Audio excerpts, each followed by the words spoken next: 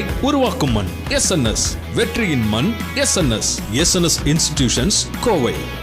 விகடன் நேயர்களுக்கு வணக்கம். கட்சி மாறும் படலங்கள் ஒரு பக்கம் நடந்துகிட்டு இருந்தாலும் தமிழக அரசியல்ல இடைத்தேர்தலுக்கான பரபரப்பும் ஆரம்பமாகிருச்சு. இந்த கட்சியில யார் வேட்பாளர்கள், என்ன வியூகங்கள் அப்படிங்கிற ஒரு பேச்சும் எழ ஆரம்பிச்சிருக்கு. இன்னைக்கு நம்ம இந்த இடைத்தேர்தலை பற்றி தான் பேச இருக்கோம். நம்ம கூட ஜூனியர்களுடைய உதவி பொறுப்பாசிரியர் திரு செந்தில் கரிகாலன் அவர்கள் இணைஞ்சிருக்காரு. வணக்கம். வணக்கம் ப்ரோ. 6 தொகுதிகளுக்கு இடைத்தேர்தல் நடக்க போகுது. இன்னொரு பக்கம் அதிமுகவுக்கும் அது வாழ்வா சாவா போராட்டம். திமுகவும் தங்களுடைய நிலையை நிறுத்திக் கொள்ள வேண்டிய ஒரு தேவை இருந்திருக்கு. ஆளுங்கட்சியான தாவேகாவும் நாங்க உண்மையிலே பவர்ஃபுல்லான கட்சி தான் அப்படின்னு நிரூபிக்க வேண்டிய கட்டாயத்துல இருக்காங்க. எப்படியாவது விஜயோட இமேஜை காலி பண்ணிடணும், இது வந்து உண்மையிலே ஒரு ரீல்ஸ் ஆட்சி தான் அப்படின்ற ஒரு முயற்சியில திமுக ஈடுபட்டிருக்கதா சொல்லப்படுது. இவங்களுடைய வியூகங்கள் என்னவா இருக்கு? ஆமா, முதல்ல நீங்க சொன்ன மாதிரி இது 3 பேருக்குமே முக்கியமான தேர்தல். ஏன் அப்படின்னு நம்ம பார்த்தோம்னா, நீங்க சொன்ன மாதிரி திமுக இவங்க ரீல்ஸ் ஆட்சி தான், தற்காலிகமாக மக்கள் ஏதோ ஒரு கவர்ச்சியில் வாக்களிச்சுட்டாங்க அப்படின்ற மாதிரி தான் மக்கள்கிட்ட தொடர்ச்சியாக சொல்லிட்டு இருக்காங்க. முன்னாள் முதல்வர் ஸ்டாலின், எதிர்க்கட்சி தலைவர் உதயநிதி ஸ்டாலின் எல்லாருமே அதை சொல்கிறாங்க. அதையும் தாண்டி நம்ம பார்த்தோம்னா, இந்த தொகுதிகளில் இருக்கிற அந்த மாவட்ட செயலாளர்கள்கிட்டையுமே திரு உதயநிதி ஸ்டாலின் அவர்கள் இதே விஷயத்தை தான் சொல்கிறாரு. இவங்க சும்மா ரீல்ஸ்னால அவங்க ஆட்சிக்கு வந்துட்டாங்க, அதனால இவங்களை ஈஸியாக ஏதாவது ஒரு சோப்பு நீர் கும்பிளி மாதிரி தான் ஈஸியாக உடஞ்சிரும், அதனால நம்ம கண்டிப்பாக இங்கெல்லாம் வெற்றி பெற்றே ஆகணும் அப்படிங்கிற மாதிரியான விஷயங்களை அவர் சொல்கிறாரு. ஸோ திமுக இங்கே வெற்றி பெற்றே ஆகணும் அப்படிங்கிற அந்த கட்டாயம் அவங்களுக்கு இருக்குது. அதிமுகவுக்கு ஏன் இருக்குன்னா, இந்த 6 தொகுதியில் 5 தொகுதி அதிமுக வெற்றி பெற்ற தொகுதிகள் தான். 5 பேர் அதிமுகல இருந்து ஜெயிச்சு அதை ராஜினாமா பண்ணி, திருச்சி கிழக்க தவிர மற்ற எல்லாமே அதிமுக வெற்றி பெற்ற தொகுதிகள். அதுல ஒரு அதிகமான தொகுதிகள் அதிமுக பலம் வாய்ந்த தொகுதிகள்னு சொல்லப்படுற தொகுதிகளும் கூட.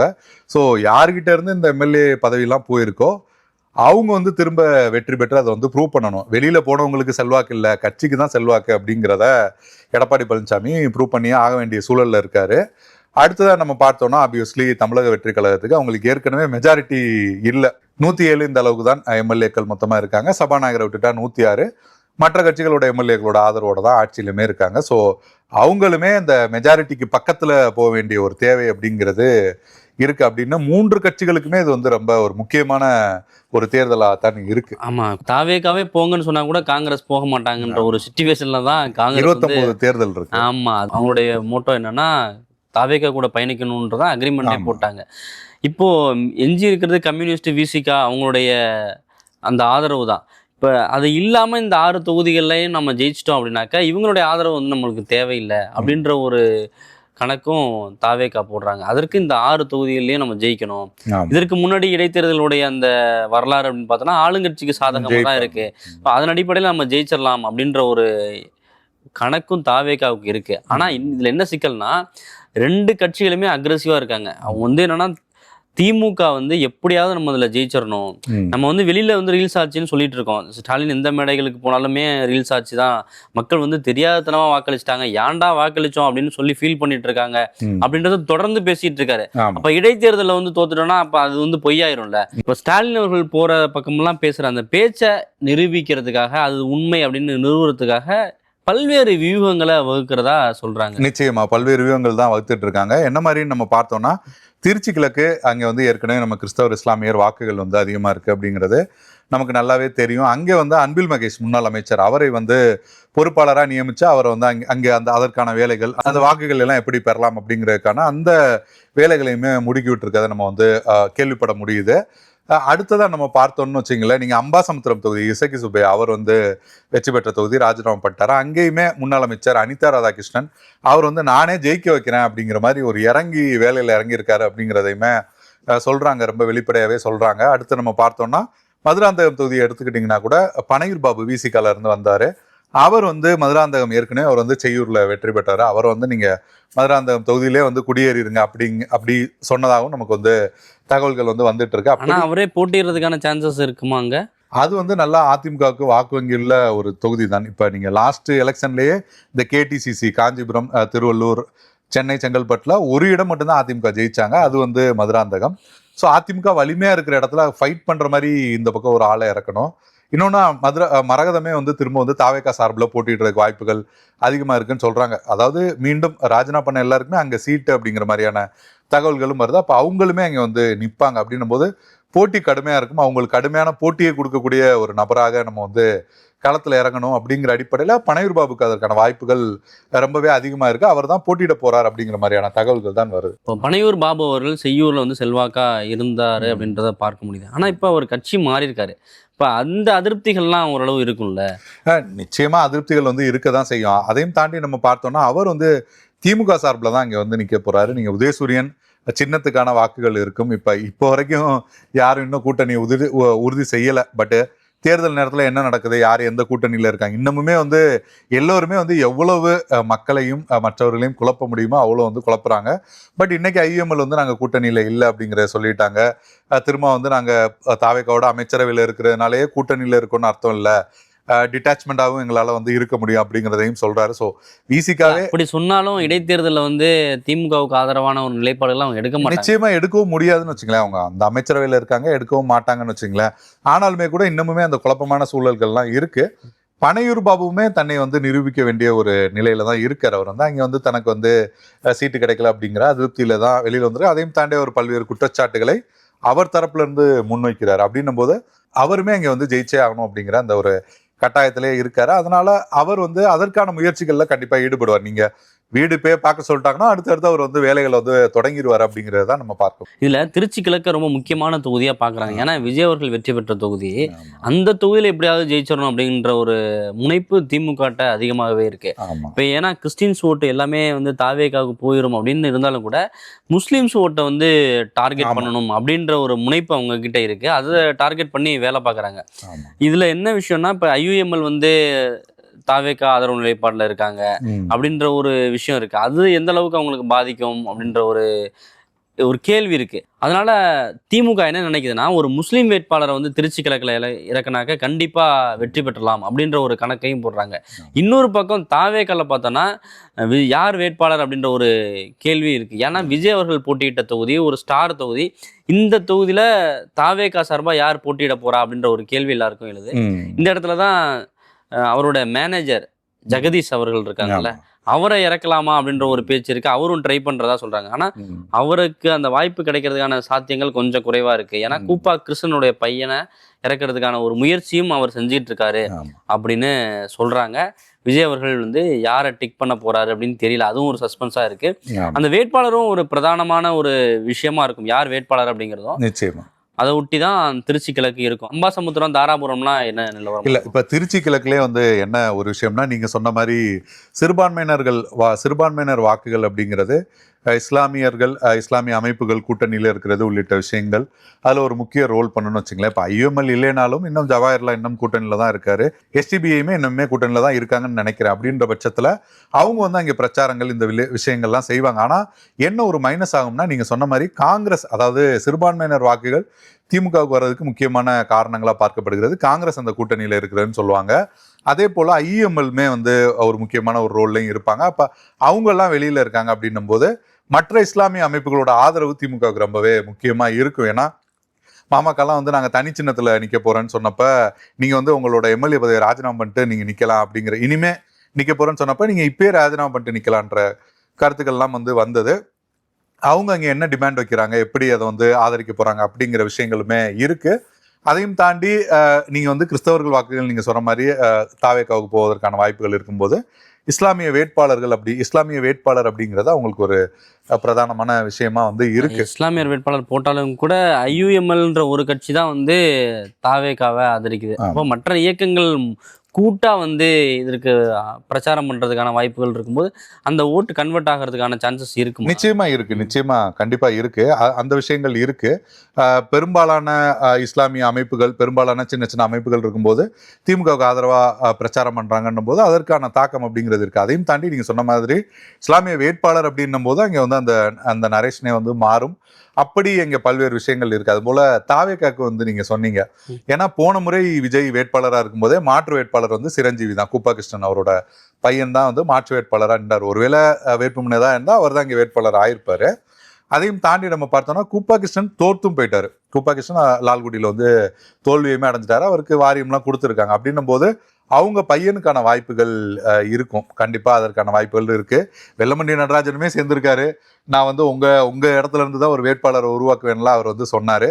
சமூக அடிப்படையில ஏன்னா நம்ம வந்து ஒரு விஷயம் நான் வந்து இங்க குறிப்பிட்டே ஆகணும்னு நான் நினைக்கிறேன். தாவேகா தமிழக வெற்றி கழகம் ஜாதி ரீதியான விஷயங்கள் எல்லாம் உடைச்சிட்டு வெற்றியை வந்து குவிச்சிருக்காங்களா அப்படின்னா நிச்சயமா அது வந்து நடந்திருக்கு. பல்வேறு இடங்கள்ல அந்த சாதி பார்த்து இந்த கட்சிக்கு தான் வாக்களிப்போம், அந்த கட்சிக்கு தான் வாக்களிப்போன்றதை தாண்டி மக்கள் வாக்களிச்சிருக்காங்க. சாதி மதம் பணம் எல்லாத்தையும் உடைச்சிருக்காங்க. அது எந்த அளவுக்கு உண்மையோ அதே அளவுக்கு தாவேகாவுக்குள்ளேயுமே சாதி பார்த்து தான் பெரும்பான்மையான தொகுதிகளில் இந்த வேட்பாளர்களை நிறுத்தியிருக்காங்க அப்படிங்கிறதும் உண்மை. அதுல வந்து நம்ம வந்து எந்த சந்தேகமுமே நமக்கு தேவையில்லை. வாக்களிச்ச மக்கள் விஜய்க்காக வாக்களிச்சாங்க. ஆனா அதற்கு முன்பாக நீங்க வந்து இந்த தேர்தல் முடிவுகள் இதுக்கு முன்பா இருந்த பல ஸ்டீரியோ டைப்பை உடைச்சிருச்சுன்றதே நம்ம ரிசல்ட்டுக்கு அப்புறம் பேசுறோம். ஆனா தாவேகா இந்த தேர்தலுக்கு முன்னாடி ப்ரிப்பேர் ஆனதே வழக்கமான இதுக்கு முன்னாடி இருந்த எல்லா முறைகளையும் யூஸ் பண்ணாங்க. உண்மையை சொல்லணும்னா பெரும்பாலான இடங்கள்ல சமூகம் பார்த்து வேட்பாளர்கள் நின்றுருக்காங்க. இன்னமுமே பல இடங்கள்ல வந்து தாவேகா வேட்பாளர்கள் பணம் கொடுத்தாங்கன்ற தகவல்கள் கூட வருது. நீங்க இங்கே நீங்க பார்த்திருப்பீங்க. சேலம் மாவட்டத்திலே ஒருத்தர் பேசியிருந்தாரு. நான் இந்த தொகுதியில தோத்தது காரணம் சேலம் மேற்குல அவர் வந்து பணம் கொடுத்தோடனே அந்த நரேட்டிவே மாறிடுச்சு. இன்னும் சிவகங்கை மாவட்டத்துல சில தொகுதிகள்லாம் நமக்கே தெரியும். அந்த வேட்பாளர் குறிப்பிட்ட பகுதிகளில் பணம்லாம் கொடுத்தாருன்ற தகவல்கள்லாம் வந்து அப்படி இதற்கு முன்பாக இவங்க ஃபாலோ பண்ண பல்வேறு விஷயங்கள் இதற்கு முன்பாக இருந்த விஷயங்கள் தான். அப்படி சமூகம் பார்த்து வேட்பாளர்கள் நிறைய இடத்துல நிறுத்தியிருக்காங்கன்றது உண்மை. அதுக்கான ஒர்க் பண்ணாங்க, அதெல்லாம் செஞ்சாங்கன்னு வச்சுங்களேன். அது வேணா இப்படி வேணா சொல்லிக்கலாம். இதுக்கு முன்னாடி இந்த சொசைட்டி இப்படிதான் இருந்தது, அதனால அவங்க அப்படி ரெடியானாங்கன்னு கூட சொல்லிக்கலாம். ஆனா அப்படி எதனாச்சும் ஒரு கணக்குகள் இருந்தா வெல்லமண்டி நடராஜனை வந்து வேட்பாளரா கொண்டு வர கூட வாய்ப்பு இருக்கு. அந்த பகுதிகளில் அதிகமா அந்த சமூகம் இருக்காங்க அப்படிங்கிற மாதிரி.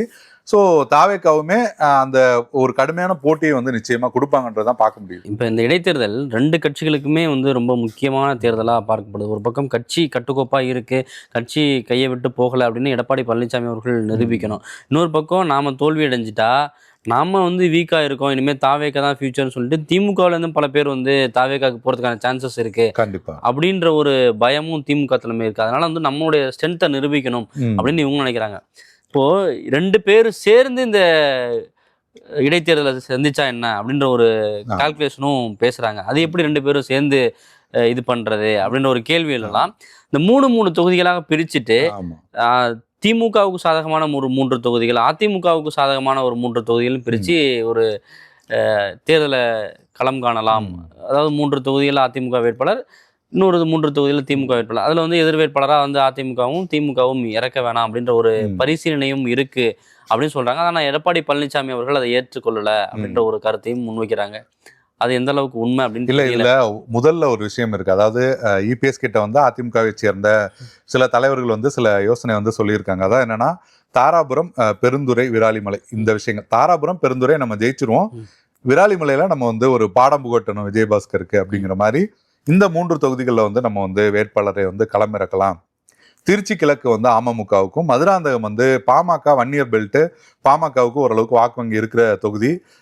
அந்த மதுராந்தகம் வந்து பாமகவுக்கு ஒதுக்கலாம். அதே போல திருச்சி கிழக்கு அமமுக டிடிவி தினகரன் ஏற்கனவே கடுமையான விமர்சனங்களை வந்து முன் வச்சுட்டு இருக்காரு. அந்த மாதிரியான விஷயங்கள் இருக்கு. அப்படின்னும் போது அங்கே வந்து அமமுகவுக்கு வந்து ஒதுக்கலாம் அப்படிங்கிற அந்த யோசனை இருக்கு. அது போல அம்பாசமுத்திரம், தென்காசி, திருநெல்வேலி மாவட்டங்களில் பாஜகவுக்கு ஓரளவுக்கு அந்த வாக்கு வங்கி இருக்கிறதுனால பாஜகவுக்கு ஒதுக்கிடலாம். நம்ம இந்த 3 தொகுதியில் நிற்கலாம். நம்ம 6 தொகுதியில் நின்று 2 ஜெயிக்கிறோம், இல்லை 1 ஜெயிக்கிறோம், இல்லை ஒரு 3 ஜெயிக்கிறோம்னா நம்ம ஏதோ ஒரு ரிசல்ட் வந்துடும். நம்ம நிற்கிற இடங்கள்ல பெரும்பாலான இடங்கள் நம்ம ஜெயிக்கணும் அப்படிங்கிற சில ஒரு ஐடியாஸை சொல்லியிருக்காங்க. அப்போ வந்து எடப்பாடி பழனிசாமி வந்து அதை ஏற்றுக்கல. 6 தொகுதியிலையும் நம்ம தான் நிற்கணும் அப்படிங்கிற அந்த முடிவில் அவர் வந்து உறுதியாக இருக்கார் அப்படிங்கிறதையும் சொன்னாங்க.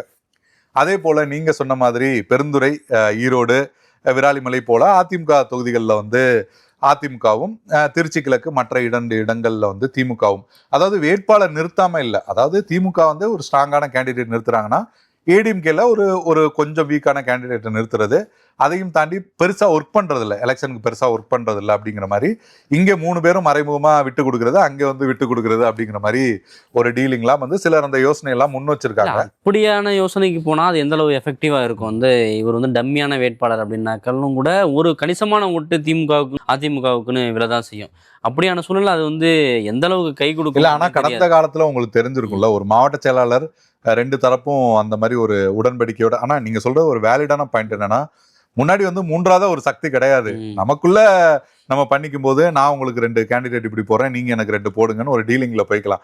இந்த தேர்தலில் கூட சில கணக்குகள்லாம் வந்தது. அதாவது செந்தில் பாலாஜியும் வேலுமணி அப்படி டீலிங்ல இருக்காங்கன்னா, ஆனா மொத்த டீலிங்கு வேற மாதிரி போயிடுச்சு ரிசல்ட்ல. அப்படி வந்து நடந்துருச்சுன்னு வச்சுங்களேன்.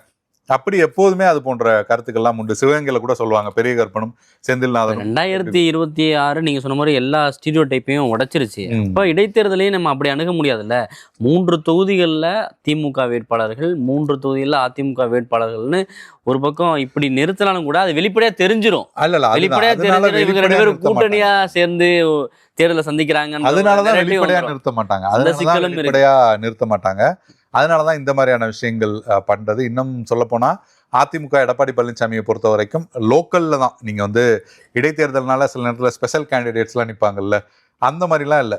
எல்லா தொகுதிகளையுமே லோக்கல்ல நல்ல செல்வாக்கு இருக்கிற ஆட்கள் தான் வேட்பாளர், செல்வ செழிப்பு மிக்க ஆட்கள் தான் வந்து வேட்பாளர். அப்படி லோக்கல்ல இருந்து நம்ம வந்து வேட்பாளர்களை நிறுத்தணும் அப்படிங்கிறது தான் அவரோட விருப்பமா இருக்கு. இன்னொன்னு அவர் நம்ம வந்து ஜெயிச்சிரும்னு நம்புறாரு. இப்போ லோக்கல்ல செல்வாக்கான ஒரு ஆட்களை வந்து நிறுத்தணும் அப்படின்னு நீங்க சொல்றீங்க. ஆனா விஜயபாஸ்கரா இருக்கட்டும், அம்பாசமுத்திரத்தில் இசக்கி சுப்பையாவா இருக்கட்டும், அவங்க எல்லாமே ஏற்கனவே எக்ஸிஸ்டிங்காகவே செல்வாக்கா இருக்கக்கூடிய ஆட்கள். அவங்கள எதிர்த்து ஒரு செல்வாக்கான ஒரு ஆட்களை எப்படி நிறுத்திட முடியும் அப்படின்ற ஒரு கேள்வியும் இருக்கு இல்லையா? அதற்கான பிளான் என்ன வச்சிருக்காரு? இல்ல அது வந்து நீங்க வந்து எப்படி சொல்றதுன்னா, அதுதான் அவர் வந்து இப்ப பெருந்துறை தாராபுரம் பகுதிகள் வந்து அவர் இரட்டை இலைக்கான வாக்குகள் தான். அவர் திரும்பவும் எடப்பாடி பழனிசாமி ரொம்ப நம்பிக்கையா இருக்கிற விஷயம் என்னன்னா, 6 தொகுதியில 5 தொகுதி இரட்டை இலைக்கு மக்கள் வாக்களித்து வெற்றி பெற்ற தொகுதி. இவ்வளவு கலைபுரத்துலையும் இவ்வளவு விஷயங்களையுமே மக்கள் இரட்டை இலைக்கு தான் வாக்களிச்சிருக்காங்க. இரட்டை இலைக்கு ஓட்டு போட்டவங்க மாற்றி ஓட்டு போட மாட்டாங்க. கண்டிப்பா பெரும்பாலும் மாற்றி ஓட்டு போட மாட்டாங்க. அதனால நமக்கு வந்து அதற்கான வாக்குகள் கிடைச்சிரும். அதையும் மீறி நீங்க சொன்ன மாதிரி இடைத்தேர்தல்னால திமுக ஒரு பக்கம் வந்து எவ்வளவு டஃப் ஃபைட் கொடுக்க முடியுமோ கொடுப்பாங்க. அனிதா ராதாகிருஷ்ணன் என்ன ஆனாலும் நான் ஜெயிக்க வைக்கிறேன் அப்படின்னு தீவிரமாவே களத்துல இறங்கியிருக்காரு. இப்படி ஒவ்வொரு பகுதிகளையுமே ஒவ்வொரு ஆட்களை திமுக வந்து தீவிரமா இறக்க போறாங்க. அதாவது அடுத்த கட்டமா இறக்க போறாங்க. அப்படின்னும் போது அதுக்கு டஃப் ஃபைட் கொடுக்குற ஆளா இருக்கணும், பொருளாதார ரீதியாகவும் அதுக்கு வந்து கொஞ்சம் மேனேஜ் பண்ற ஆளா இருக்கணும்ன்றதுனாலதான் அந்த லோக்கல்ல செலக்ட் பண்றது இந்த முடிவு எடுக்கிறாங்க. ஆனா என்னன்னா, இப்போ இன்னொரு முக்கியமான விஷயம், இப்போ ஆஃப்டர் எலெக்ஷனுக்கு பிறகு அந்த பெர்ஸ்பெக்டிவே மாறி இருக்கு. எலெக்ஷனுக்கு முன்னாடி வந்து அதிமுக எப்படியாவது வெற்றி பெற்றுரும் அப்படின்ற ஒரு மனநிலையில கூட வந்து அவங்க வந்து அதிமுகவுக்கு வாக்களிச்சிருக்கலாம். இப்போ தாவேகா ஆட்சி அமைச்சிருக்கு, தாவேகா தான் ஆளுங்கட்சியா இருக்கு. இந்த சூழல்ல மீண்டும் எப்படி அதிமுகவுக்கு வாக்களிப்பாங்க அப்படின்ற ஒரு கேள்வி இருக்கு. ஏன்னா அதிமுகலேருந்து பல பேர் தாவேகாவுக்கு போறாங்க. இப்ப இங்க வெற்றி பெற்றவங்களே தாவேகாவில் போய் நிக்கிறாங்க. இவங்க மட்டும் இல்லாம பல்வேறு நிர்வாகிகள் திமுகவுக்கு போறாங்க. இப்படியான சூழல்ல அதிமுக எந்த அளவுக்கு மீண்டும் அதே செல்வாக்க தக்க வைக்கும் அப்படின்ற ஒரு கேள்வி இருக்கு. ஆமா, நிச்சயமா இருக்கு. எடப்பாடி பழனிசாமி ரொம்ப அந்த விஷயங்களை வந்து உறுதியா நம்புறாரு. இன்னொன்னு என்னன்னா, நீங்க அவர் நம்புறது அப்படிங்கறதை தாண்டி இப்ப திமுகவுமே, இது எல்லாமே அதிமுகவுக்கான தொகுதிகள் இருந்தாலும் திமுகவுமே அந்த அதாவது ஒரு சில தொகுதிகளை தவிர பெரும்பாலும் அதிமுக வெற்றி பெற்ற அதிமுகவுக்கு சாதகமா இருக்கிற தொகுதிகள் தான். அங்க திமுகவுமே அந்த முயற்சியில தானே ஈடுபடுறாங்க. நம்ம வந்து வலிமையான எதிர்க்கட்சி அரசியலை செய்வோம். அதாவது அவங்க என்ன நினைக்கிறாங்க அப்படின்னா, 2026 பொது தேர்தலில் டிவிகேக்கு வாக்களிச்சது வந்து சும்மா ஒரு அவசரத்துல வாக்களிச்சுட்டாங்க, ஒரு கவர்ச்சியில வாக்களிச்சுட்டாங்க, விஜயன்ற பிம்பத்துக்கு வாக்களிச்சுட்டாங்கன்ற அந்த நம்பிக்கை அவங்களுக்கு ரொம்ப உறுதியா இருக்கு. திமுகவுக்கும் இருக்கு, அதிமுகவுக்கும் இருக்கு. அப்படின்னும் போது இந்த முறை அப்படி வாக்களிக்க மாட்டாங்க அப்படின்றதுதான் திமுகவோட ஆழமான நம்பிக்கையா இருக்கு. அப்படி இவங்க நம்பிக்கை இருந்தாலும் தாவேகா ஒரு பக்கம் நம்ம ஆளுங்கட்சி நம்ம தான் ஜெயிச்சிரும் அப்படின்ற நம்பிக்கை ஒரு பக்கம் இருந்தாலும் கூட அவங்களுக்குமே ஒரு உள்ளூரா பயம் இருக்கு, எப்படியாவது ஜெயிச்சிடணும் அப்படின்னு அவங்களும் வந்து பொறுப்பு அமைச்சர்களை வச்சு வேலைகளை ஸ்டார்ட் பண்றதா சொல்றாங்க. ஆமா, நிச்சயமா. ஏன்னா தாவேகாவுக்குமே நீங்க வந்து ஏற்கனவே நம்ம பேசுன மாதிரி மெஜாரிட்டி அப்படிங்கிறது இல்லை, அதாவது தனிப்பட்ட முறையிலே மெஜாரிட்டி அப்படிங்கிறது இல்லை. அப்படின்னும் போது அவங்களுக்கு வந்து இன்னமுமே அந்த எண்ணிக்கையை அதிகரிச்சுட்டு இருக்க வேண்டிய தேவை அப்படிங்கிறது இருக்கு. இன்னமுமே ஒரு 4-5 தொகுதியில இடைத்தேர்தல் நடந்தா கூட அவங்க வந்து ரொம்ப எண்ணிக்கை காட்டிலும் இமேஜை தக்க வச்சுக்கணும் அப்படிங்கிறது தான் அவங்களுக்கு ரொம்ப முக்கியமான விஷயமா இருக்கு. நிச்சயமா. ஏன்னா எல்லாருமே வைக்கிற முக்கியமான விமர்சனம் என்னன்னா, எக்குதப்பா ஆட்சிக்கு வந்துட்டாங்க அப்படிங்கிறதுதான். இது நீங்க சொன்ன மாதிரி ரொம்ப முக்கியமான விஷயம் என்னன்னா, இந்த 6 தொகுதிகளில் தாவேக்கா அதிகமான இடங்கள் ஜெயிச்சுட்டாங்க, ஒரு 6க்கு 5 ஜெயிச்சுட்டாங்கன்னு வச்சுக்கிட்டா கூட, இல்லை 6க்கு 6 ஜெயிச்சிட்டாலுமே கூட எங்களுக்கு மக்கள் வந்து எந்த கவர்ச்சிக்கும் வாக்களிக்கல, எந்த பிம்பத்துக்கு வாக்களிக்கல, தெரியாமலாம் வாக்களிக்கல, பேரன் பேத்தி சொல்லிலாம் வாக்களிக்கல, நாங்களே தான் மக்களே தான் எங்களை வந்து தேர்வு செஞ்சாங்க அப்படிங்கிறத அவங்க வந்து வெளிப்படையா வந்து அதை வந்து இது பண்ணிடுவாங்க. இப்போ 5 ஆண்டுகளுக்கு ஒரு முறை தான் ஆட்சிக்கு எதிரான மனநிலையெல்லாம் வரும். ஒரு மாதத்திலே அதை செட் பண்றதுக்கு திமுக முயற்சி பண்றாங்க. ஏன்னா வந்து இந்த 6 தொகுதிகளிலும் எப்படியாவது வெற்றி பெற்றணும் அப்படிங்கிறதுக்காக தான் வந்து இந்த மின்வெட்டு பிரச்சனையா இருக்கட்டும், மேகதாட்டு பிரச்சனையா இருக்கட்டும், பயிர்க்கடன் பிரச்சனை, இது வந்து ரொம்ப அக்ரெசிவாக சொல்கிறதுக்கான காரணம் இந்த இடைத்தேர்தல் தான். 6 மாதம் வரையும் அமைதியாக இருக்குன்னு சொன்ன திமுக இப்போ ஏன் வந்து அக்ரெசிவாக வேலை செய்கிறாங்கன்னா இந்த 6 தொகுதியோட இடைத்தேர்தல் தான் அப்படின்னு தோணுது. நீங்கள் என்ன நினைக்கிறீங்க? அது இருக்கு. ஆனால் முன்னாள் முதல்வர் ஸ்டாலின் ஒன்று சொல்லியிருந்தாரு, என்னன்னா நீங்கள் கொடுத்த வாக்குறுதிகளை வந்து நீங்கள் நிறைவேற்றுறதுக்கு தான் உங்களுக்கு 6 மாதம் டைமு, நீங்கள் நிறைவேற்றுறீங்களா இல்லையா என்ன பண்ணுறீங்கன்னு. ஆனால் இப்போ ஏதோ ஒரு குற்றம் நடக்கும்போது அதை வந்து நாங்கள் எப்படி வந்து அதை வந்து பார்த்துட்டு சும்மா இருக்க முடியும், அதுக்கு நாங்கள் பார்த்துட்டு நீங்கள் சும்மா இருக்கணும்னு நினைக்கிறீங்களா அப்படிங்கிற கேள்விகளை கேட்குறாங்க. கண்டிப்பாக தொடர்ச்சியான இன்னொன்று நம்ம வந்து அவங்க தான் எதிர்கட்சியாக இருக்காங்க. இங்கே ஏதாவது வெளியில 2 கட்சிகளுமே ஏதோ ஒரு காரணங்களை சொல்கிறாங்க. ஆனால் உள்ளுக்குள்ளே சொல்கிறேன், எல்லாருக்குமே இந்த 6 தொகுதிகளை வந்து மையப்படுத்தின இந்த கால்குலேஷன், அதை ஒட்டிய வேலைகள் தான் நிச்சயமா இருக்கு. 2 கட்சிகள் குறிப்பா திமுக அதிமுகவுக்கு இந்த இடைத்தேர்தல் அப்படிங்கிறது ஒரு வாழ்வாசாவா போராட்டம் தான். இன்னும் சொல்ல போனா எடப்பாடி பழனிசாமியோட நம்பிக்கை என்னன்னா இந்த 6 தொகுதிகளை நம்ம அதிகமா ஜெயிச்சிட்டோம்னா கட்சியில இருக்கிறவன் மட்டும் இல்ல போனவன் கூட திரும்பி வந்துருவாங்க அப்படின்னு அவர் மிக தீவிரமா நம்புறாரு. ஆனா இந்த 6 தொகுதிகள்ல குறிப்பா பெருந்துறை, தாராபுரம் போன்ற தொகுதிகள் எல்லாம் அதிமுக ஒரு வேளை தோத்தா மிகப்பெரிய கேள்விக்குறியாயிரும். அதிமுகவோட எதிர்காலம் மிகப்பெரிய ஒரு கேள்விக்குறியாயிரும். இன்னமுமே அங்கே இருக்கிறவங்க அடுத்தடுத்த யோசனைகளுக்கு வந்து போக தான் செய்வாங்க. இப்பயுமே அவங்களுக்கு வந்து அந்த நம்பிக்கையின்மை அப்படிங்கிறது உருவாக ஆரம்பிச்சிருச்சு. உள்ளாட்சிகளை கணக்கில் வச்சு எல்லாம் போக ஆரம்பிச்சுட்டு இருக்காங்க. அப்படின்னும் போது இந்த 6 தொகுதிகளுமே அதிமுகவுக்கு வந்து எதிரான ஒரு ரிசல்ட் வந்துச்சுன்னா கண்டிப்பா அதிமுகவோட அந்த கட்சியோட எதிர்காலம் மிகப்பெரிய கேள்விக்குறியாக தான். 6 தொகுதியோட வேட்பாளர்கள் பற்றி நம்ம பேசணும். இன்னும் மற்ற கட்சிகள் யார் என்ன ஏதுன்னு தெரியல. அதற்கான ப்ராசஸ் ஒரு பக்கம் போயிட்டு இருக்கு. ஆனால் தாவேக்கால இப்போ அந்த அதிமுகலேருந்து வெற்றி பெற்று பதவியை ரிசைன் பண்ண அவங்களுக்கே தான் கொடுக்க போறாங்களான்ற ஒரு கேள்வியும் இருக்கு. எல்லாருக்குமே 5 தொகுதிகளையும் அவங்க தான் வேட்பாளர்கள் தான் நிற்பதற்கான வாய்ப்புகள் அதிகமா இருக்கு. அவங்களுக்கே மீண்டும் வாய்ப்பு கண்டிப்பா கொடுத்துருவாங்க. அதுல ஏதாவது அதிரடி மாற்றங்கள்லாம் ஏதாவது இருக்கிறது மாற்றங்கள் இருக்கிறதுக்கு வாய்ப்பு இல்லை. ஏன்னா அவங்க அதை சொல்லிதான் பேசிதான் வந்து சேர்ந்திருப்பாங்க. அந்த நம்பிக்கையெல்லாம் வந்து கொடுக்கப்பட்டிருக்கும் கண்டிப்பா. ஏன்னா ஆரம்பத்துல நம்ம பேசும்போது அவங்க மதுராந்தகம் தொகுதியில மரகதம் குமரவேலுக்கு மட்டும்தான் அந்த உறுதி வந்து கொடுத்துருக்காங்க அப்படின்னு சொன்னாங்க. ஆனா அதுக்கப்புறம் பார்த்தோம்னா சமீபத்தில் நம்ம விசாரிக்கும் போது எல்லாருக்குமே அந்த உத்தரவாதம்லாம் கொடுத்துருக்காங்க.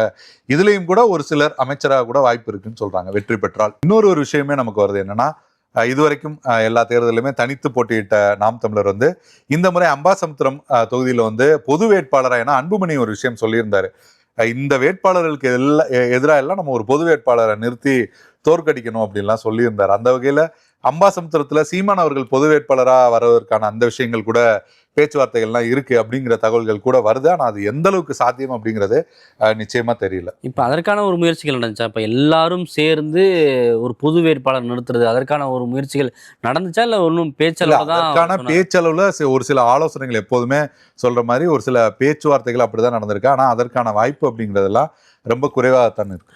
ஓகே, பொறுத்திருந்து பார்க்கலாம். இனி வரும் நாட்கள் ஃபுல்லாகவே இந்த இடைத்தேர்தல் பற்றிய விவாதங்கள் தான் இருக்க போகுது. யார் வேட்பாளர், என்ன வியூகங்கள், என்னென்னலாம் பண்ண போகிறாங்க வெற்றி பெறுவதற்கு அப்படின்ற விஷயங்களை தான் நம்ம பேச போகிறோம். காக்ரோச் ஜனதா பார்ட்டி கூட நிற்கலாம். ஓகே, பொறுத்திருந்து பார்க்கலாம். இடைத்தேர்தல்கள் எதை நோக்கி போகுது, என்னென்ன பிளான்லாம் பண்ணுறாங்க, தொடர்ந்து நம்ம விவாதிக்கலாம். உங்களுடைய நேரத்துக்கு நன்றி. வெற்றியாளரை விதைக்கும் மண் SNS, வெற்றியாளரை உருவாக்கும் மண் SNS, வெற்றியின் மண் SNS, SNS இன்ஸ்டிடியூஷன்ஸ் கோவை.